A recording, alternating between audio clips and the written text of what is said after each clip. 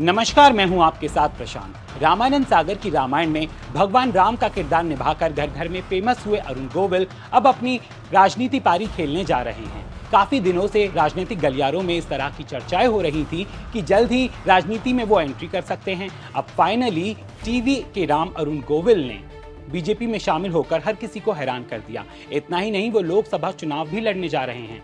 दरअसल पार्टी ने उन्हें मेरठ सीट से उम्मीदवार घोषित किया है, यानी अरुण गोविल भी बीजेपी के लिए चुनावी मैदान में उतरने वाले हैं। बता दें कि अरुण गोविल ने अपने सोशल मीडिया अकाउंट एक्स पर मेरठ सीट से लोकसभा चुनाव लड़ने की जानकारी दी है। साथ ही उन्होंने प्रधानमंत्री नरेंद्र मोदी का आभार भी जताया है। अरुण गोविल ने एक्स पर पोस्ट शेयर करते हुए लिखा, आदरणीय श्री नरेंद्र मोदी जी और चयन समिति का बहुत हार्दिक आभार, जिन्होंने मुझे मेरठ का सांसद प्रत्याशी बनाकर इतना बड़ा कार्यभार सौंपा है।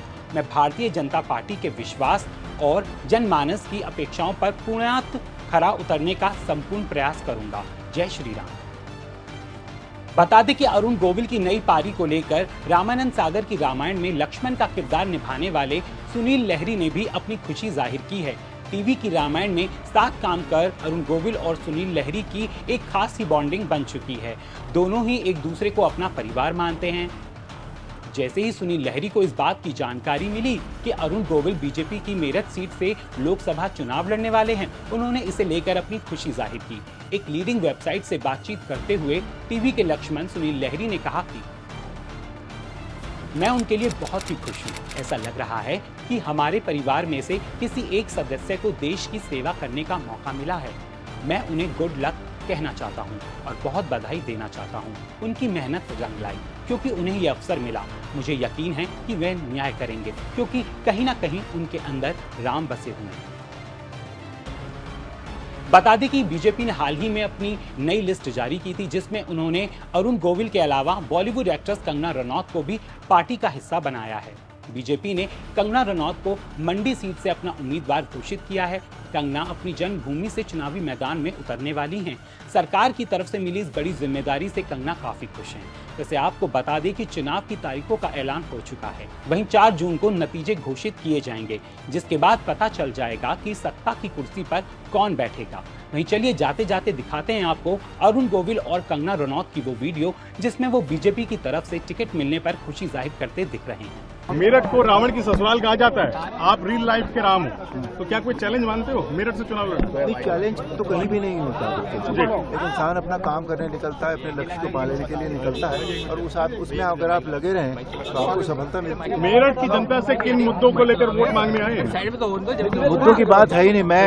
मैं जो मेरे पास प्यार है, जो मेरे पास कंपैशन है, संवेदनशीलता है, वो बांटने आया हूँ मेरठ के लोगों को। मेरठ की जनता कह रही है कि क्या आप मेरठ में रुकेंगे? मेरठ के लोगों के साथ चुनाव जीतने के बाद भी ऐसे ही रहेंगे आप?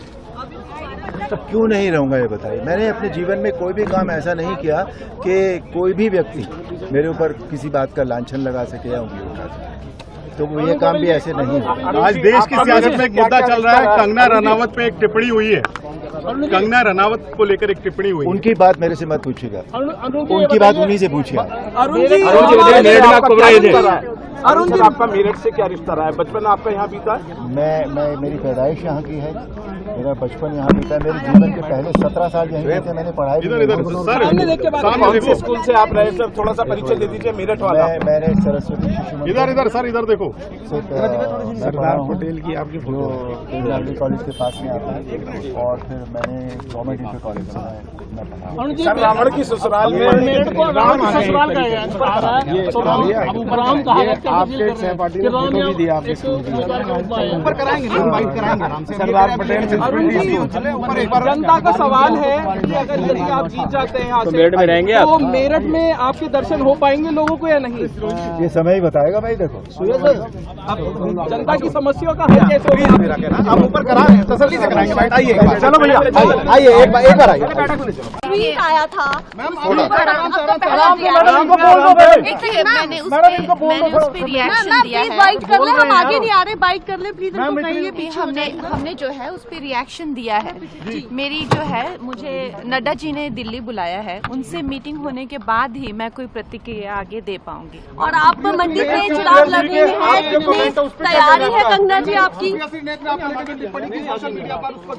मैंने उस पे आपको जवाब दिया है, अगर आप देखें तो मैंने उस पे जवाब दिया है कि मैं एक अभिनेत्री हूँ और अभिनेत्री होने के कारण या जो भी किसी भी महिला का कोई भी, चाहे उनका व्यवसाय हो, कोई भी उनका काम हो, पेशा हो, हर महिला, चाहे वो टीचर हो, चाहे वो एक्ट्रेस हो, चाहे वो जर्नलिस्ट हो, चाहे वो राजनीतिज्ञ हो, या वो चाहे सेक्स वर्कर हो, किसी भी तरीके की जो महिला हैं वो डिग्निटी जो है वो डिजर्व करती हैं।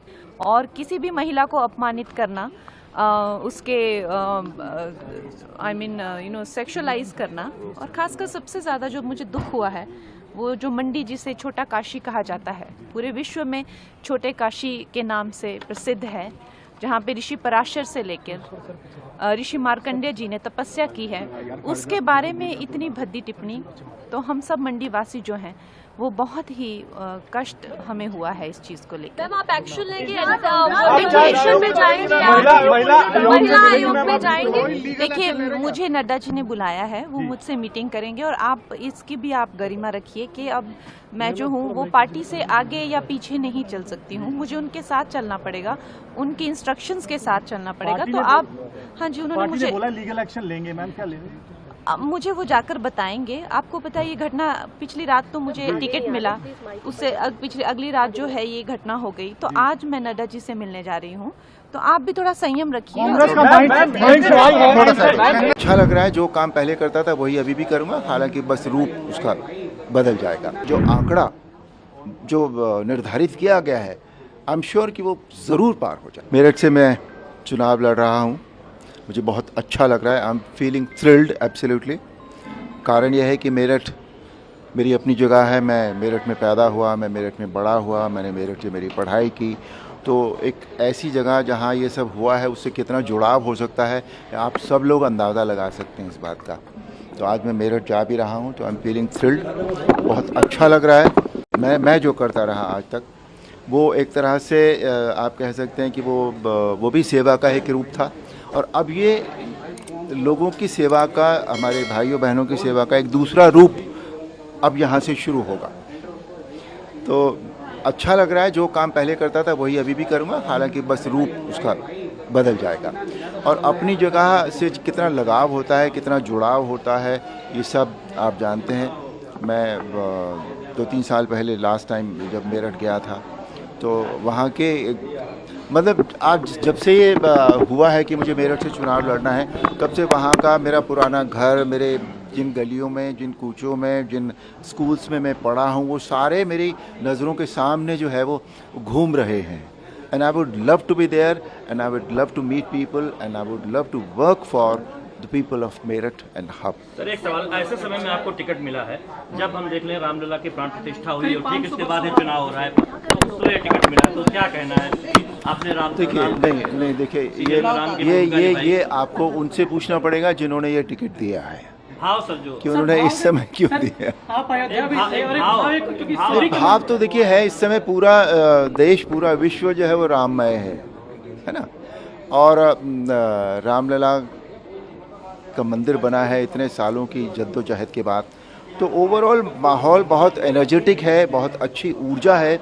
वो ऊर्जा जो भगवान राम के जो हमें देते हैं, वो ऊर्जा, उस ऊर्जा से हमारा देश इस समय बिल्कुल ओतप्रोत है।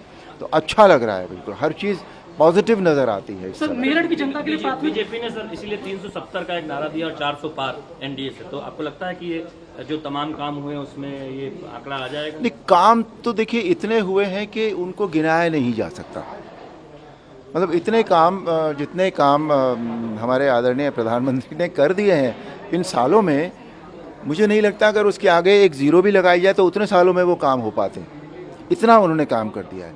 उनकी जो इच्छा है, जो विल पावर है, उनकी जो एनर्जी है, वो आज तक किसी भी नेता में, किसी भी पॉलिटिशियन में देखने को नहीं मिली। और मुझे वो पॉलिटिशियन नज़र ही नहीं आते अब मुझे वो एक ऐसा कर्मठ आदमी नज़र आता है जो अपने देश के लिए, अपने देश के लोगों के लिए, अपने देश की महिलाओं के लिए सब कुछ कुछ भी करने को तैयार है और कर रहा है। वो जितने वादे उन्होंने किए हैं वो सारे पूरे हो रहे हैं धीरे धीरे।